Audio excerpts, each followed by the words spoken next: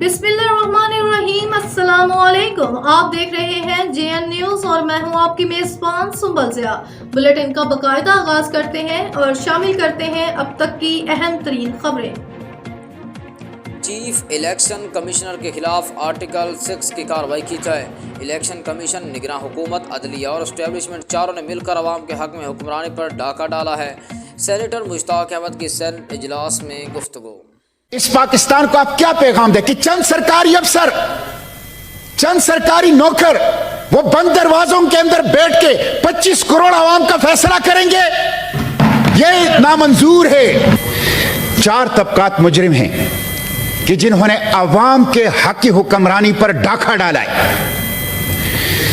उसमें election commission, निगरान हुकूमत, अदलिया और एस्टेब्लिशमेंट, और इन चारों ने मिलकर अवाम के हक की हुक्मरानी पर डाका डाला है और इस इलेक्शन को दांधली ज़दा किया है।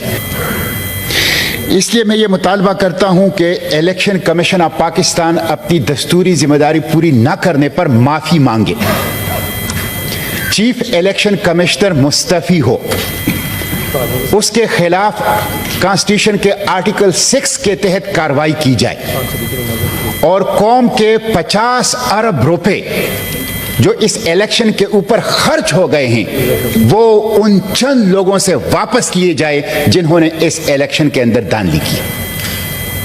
मिस्टर चेयरमैन, मैं ये क्यों कहता हूं इलेक्शन कमीशन के हवाले से? मैं आपको कॉन्स्टिट्यूशन के आर्टिकल 6 पढ़ के सुनाता हूं, आर्टिकल 218 पढ़ के सुनाता हूं, जिसमें इलेक्शन कमीशन की जिम्मेदारी है कि वो क्या करेगा। It shall be the duty of the election commission to organize